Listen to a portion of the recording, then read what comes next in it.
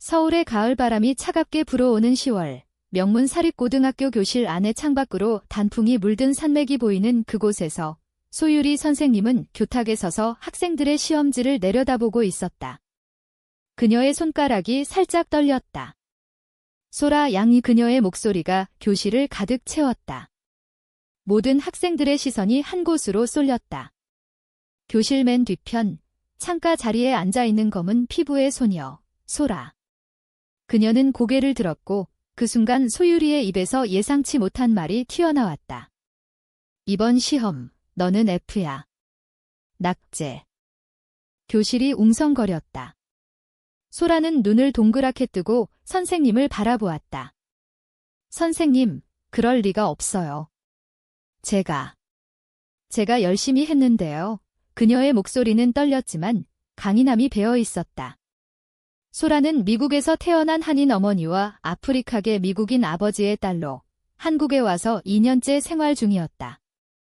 그녀의 피부색은 이 학교에서 유일한 다름이었고 그 다름은 종종 그녀를 외롭게 만들었다. 소유리는 차가운 미소를 지었다. 열심히. 그게 다야? 한국 교육은 그렇게 만만하지 않아 속으로는 생각했다. 저런 애가 우리 학교에 왜 있지? 그냥 가서 미국으로 돌아가면 좋을 텐데. 소유리는 35세의 국어 교사였다. 그녀는 전통적인 한국 가정에서 자랐고 부모님의 기대 속에 명문대를 졸업한 엘리트였다. 하지만 속으로는 깊은 상처를 안고 있었다. 어린 시절, 아버지의 사업 실패로 가정이 무너진 후 그녀는 완벽함만이 생존의 열쇠라고 믿었다. 그 완벽함 속에 다름은 용납되지 않았다. 특히 소라처럼 외국적인 외모를 가진 학생은 그녀의 편견을 자극했다. 저 애 때문에 클래스 평균이 떨어지면 어쩌지, 그녀는 일부러 소라의 시험지에 낮은 점수를 매겼다. 증거는 없지만 그녀의 마음속 계획이었다. 수업이 끝난 후 소라는 교무실로 달려갔다. 선생님, 제발 다시 봐주세요. 제가 잘못한 부분이 뭔가요? 소라의 눈에 눈물이 고였다. 그녀는 한국에서 적응하기 위해 밤새워 공부했다. K-팝과 드라마를 보며 한국어를 익혔고 친구를 사귀려 애썼다. 하지만 피부색 때문에 받는 시선은 그녀를 지치게 만들었다. 소유리는 서류를 정리하며 대꾸했다. 소라 양, 내가 여기서 버틸 수 있을지 모르겠어. 그냥 포기하는 게 어때? 그 말에 소라는 충격을 받았다. 포기. 내가 왜? 그녀는 주먹을 쥐고 교무실을 나섰다. 그날 저녁, 소라는 한강공원 벤치에 앉아 울었다. 바람이 그녀의 곱슬 머리를 흩뜨렸다.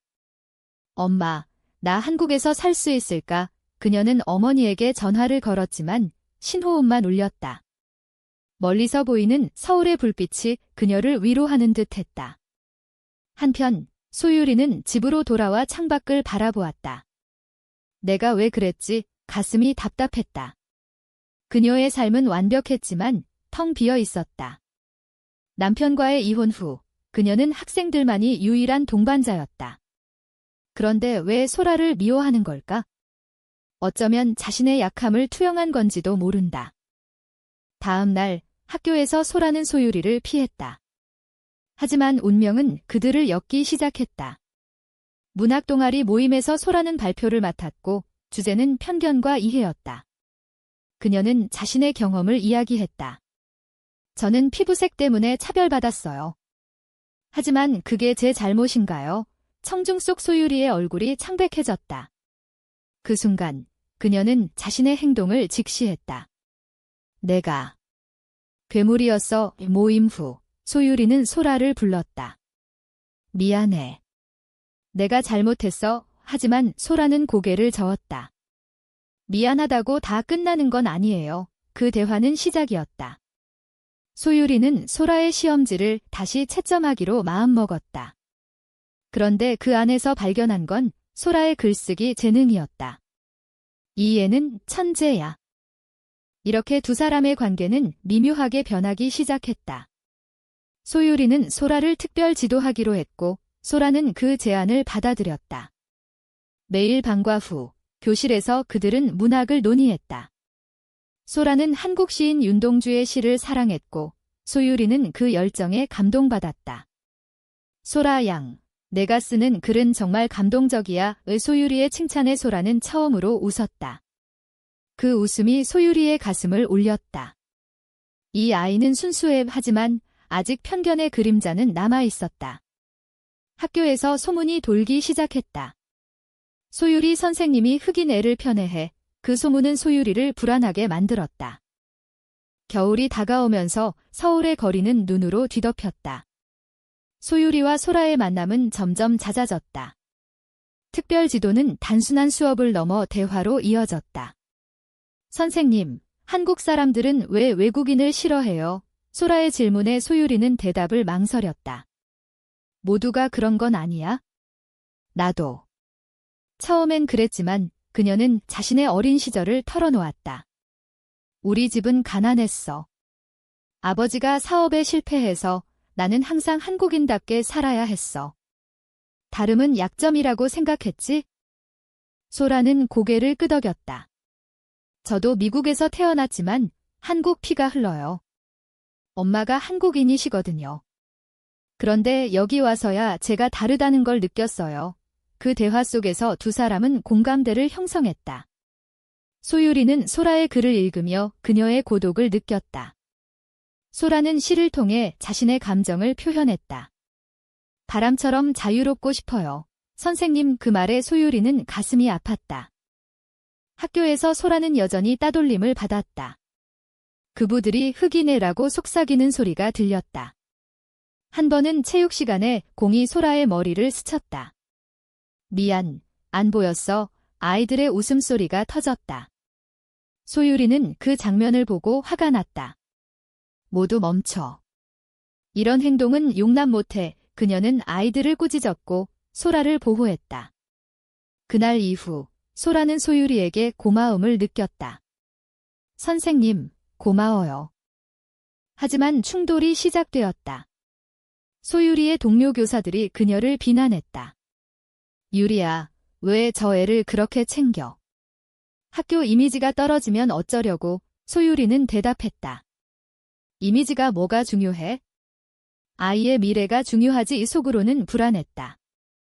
그녀의 편견이 깨지는 과정은 고통스러웠다.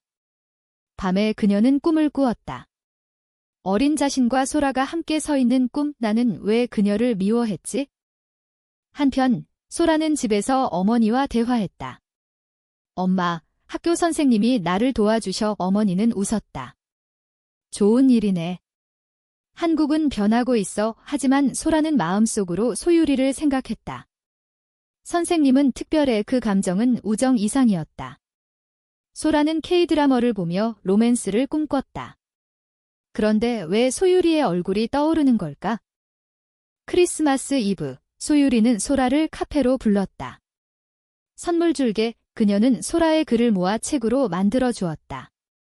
내 재능을 믿어. 소라는 눈물을 흘렸다. 선생님. 감사해요. 그 순간 두 사람의 손이 스쳤다. 따뜻한 느낌이 전해졌다. 카페 밖으로 눈이 내리기 시작했다. 서울의 거리가 로맨틱하게 물들었다. 하지만 이 감정은 금기였다. 선생과 학생, 게다가 동성. 새해가 되면서 관계는 깊어졌다. 소유리는 소라와 함께 한강을 산책했다. 소라 양, 내가 있어서 다행이야. 소라는 얼굴을 붉혔다. 저도요, 선생님. 하지만 학교에서 반발이 커졌다. 학부모 한 명이 항의했다. 저런 학생 때문에 우리 아이들이 피해를 봐요. 소유리는 싸웠다. 피해. 편견이 피해지. 그 일로 그녀는 교장에게 경고를 받았다. 소라는 그 소식을 듣고 울었다. 내 탓이야. 그녀는 소유리에게 말했다. 선생님, 그만하세요. 저 때문에. 소유리는 안아주고 싶었지만 참았다. 아니야, 소라. 우리는 싸워야 해. 그 대화는 그들의 유대를 강화했다. 하지만 예기치 않은 배신이 기다리고 있었다. 소라의 친구로 보이던 한 학생이 소문으로 그들의 관계를 왜곡했다. 선생님과 소라가 이상한 사이래. 봄이 오면서 벚꽃이 피었다. 서울의 거리는 분홍빛으로 물들었고 소유리와 소라의 만남은 비밀스러워졌다. 공원에서 그들은 산책하며 이야기를 나눴다. 선생님, 제 꿈은 작가가 되는 거예요. 한국에서 이소라는 눈을 반짝였다. 소유리는 미소 지었다. 할 수 있어? 내가 도울게요. 하지만 가슴속에서 피어나는 감정은 사랑이었다. 이건 안 돼. 그녀는 학생이야. 소라는 이미 소유리를 사랑하게 되었다. 밤에 그녀는 일기를 썼다. 선생님의 미소가 내 세상을 밝혀. 하지만 이 감정은 숨겨야 해. 한국 사회에서 동성애는 여전히 금기였다. 특히 학교에서. 소라는 친구들에게 털어놓을 수 없었다. 외로움이 그녀를 짓눌렀다. 고조되는 긴장 속에 고3 수능 준비가 시작되었다. 소유리는 소라를 더 열심히 지도했다. 소라, 너는 최고가 될 수 있어. 하지만 소문은 퍼졌다. 교사 한 명이 소유리를 불러 유리야, 조심해. 저 애랑 너무 가까워지면 안 돼. 소유리는 화를 냈다. 왜? 인종 때문이야? 아니면 다른 이유. 그녀는 자신의 감정을 인정하기 시작했다. 어느 비 오는 날, 소라는 소유리의 집으로 갔다. 선생님, 도와주세요. 수능이 무서워요. 소유리는 그녀를 안으로 들였다. 따뜻한 차를 마시며 그들은 이야기를 나눴다. 소라, 내가 있어서 나도 강해졌어. 그 순간 소라는 용기를 내어 말했다. 선생님, 저 선생님을 좋아해요. 사랑처럼. 소유리는 충격받았다. 소라. 그건 하지만 그녀도 같은 마음이었다. 그들은 서로를 바라보았고 가벼운 포옹으로 감정을 확인했다. 비가 창문을 두드리는 소리가 로맨틱했다. 하지만 배신이 왔다. 소라의 친구가 그들의 만남을 사진 찍어 학교에 퍼뜨렸다. 선생님과 학생이 불륜, 소문은 왜곡되었다. 소유리는 교장실에 불려갔다. 이게 무슨 짓이야? 학교 명예가 실추됐어. 소유리는 변명했다. 아니에요. 그냥 지도였어요. 하지만 증거는 그녀를 압박했다. 소라는 울면서 말했다. 내 탓이야. 미안해요. 충돌의 절정이었다. 소유리는 정직 처분을 받았고 소라는 학교를 그만두라는 압력을 받았다. 한국에서 나가 학부모들의 항의가 쏟아졌다. 소라는 절망했다. 선생님, 우리 끝난 거예요. 소유리는 말했다. 아니야, 소라. 우리는 싸울게요. 하지만 그녀의 마음은 갈기갈기 찢어졌다. 내 편견이 이 모든 걸 초래했어. 여름이 되면서 소라는 미국으로 돌아갈 준비를 했다. 엄마, 나 실패했어. 어머니는 안아주었다. 아니야, 내가 자랑스러워. 소유리는 혼자 남아 후회했다. 소라를 지키지 못했어. 그녀는 편지를 썼다. 소라, 미안해. 내가 날 바꿔줬어. 여름 비가 내리는 서울. 소유리는 정직 중에 카페에서 일했다. 커피 한 잔요의 손님의 목소리에 고개를 들어보니 소라였다. 선생님, 이 두 사람은 눈물을 흘렸다. 소라, 왜 왔어? 위험해. 소라는 말했다. 선생님을 보고 싶었어요. 그들은 공원으로 갔다. 비를 피하며 벤치에 앉아 이야기를 나눴다. 그 소문, 내 친구가 한 짓이었어요. 배신당했어요. 소라는 울었다. 소유리는 그녀를 안았다. 괜찮아. 우리는 강해. 그 포옹 속에 사랑이 확인되었다. 하지만 사회의 벽은 높았다. 우리는 여자끼리잖아요. 게다가 나이 차이도. 소유리의 말에 소라는 대답했다. 사랑은 그런 걸 초월해요. 배신의 상처는 깊었다. 소라의 친구는 질투로 그랬다. 너 때문에 내가 무시당했어. 그녀는 소라를 비난했다. 소라는 대면했다. 왜? 내 피부색 때문이야. 그 대화는 소라를 성장시켰다. 그녀는 학교에 항의 편지를 보냈다. 편견을 멈춰주세요. 소유리는 자신의 과거를 직시했다. 내가 소라를 낙제시키려 했던 건 내 약함 때문이었어. 그녀는 부모님께 털어놓았다. 엄마, 저 사랑하는 사람이 있어요. 여자예요. 어머니는 놀랐지만 내 행복이 중요해 라고 말했다. 그 지지는 소유리를 강하게 만들었다. 가을이 돌아오면서 소라는 수능을 치렀다. 소유리의 지도로 그녀는 좋은 점수를 받았다. 선생님, 덕분이에요. 하지만 학교는 여전히 차가웠다. 소유리는 복직을 포기하고 새로운 길을 선택했다. 작가가 될게. 소라처럼. 두 사람은 비밀리에 만났다. 한강에서 그들은 미래를 꿈꿨다. 소라, 나랑 함께 할래? 소유리의 고백에 소라는 키스했다. 가벼운, 감정적인 키스. 네, 영원히. 하지만 또 다른 충돌. 소라의 아버지가 한국에 왔다. 딸아, 미국으로 돌아와. 그는 동성애를 반대했다. 그건 안 돼. 소라는 싸웠다. 아빠, 사랑이에요. 그 갈등은 가족의 화해로 이어졌다. 아버지는 서서히 이해했다.